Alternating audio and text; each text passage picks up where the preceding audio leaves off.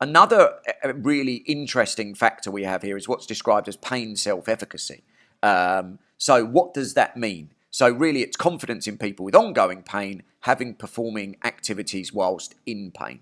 So what that really means is how well do people with pain cope with having pain. Again, sometimes pain isn't something that we can simply deal with. So, sometimes we have to help people deal with pain better. And there may be some people who never seek the help of a physio or an osteo or whatever because they have very high pain self-efficacy, but they still have back pain. They still have the same pain as everyone else. So sometimes it's about thinking about some of these other things. So understanding this can be a real practice changer. Simply pain cannot always be modified or modulated. But key factor, can we sometimes modify or modulate people's attitudes towards pain? And again, if we're looking from a societal level, as it would be with the biopsychosocial aspect, it's better understanding that, people, pain is something that we're always going to have, and maybe we can't change the sensation or how it feels or the perception of it or whatever you want to talk about.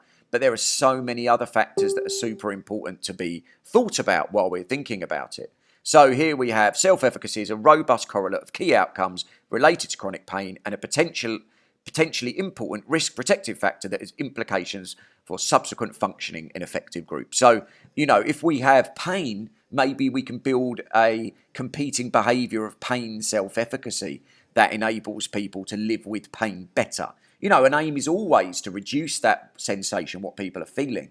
But at the same point, we need to realise that sometimes we can't always do that, and we can deal with some of the other factors that are related to pain, such as catastrophising, such as self-efficacy, such as, a disability, all these other things. So what can we do about pain self-efficacy? We can focus on more than the way that pain feels and the location. People often are very hyper-focused on that. We can use measuring tools. There's things like the pain self-efficacy questionnaire. Again, self-efficacy questionnaire might be more general, and we need to be a little bit more specific in our questioning.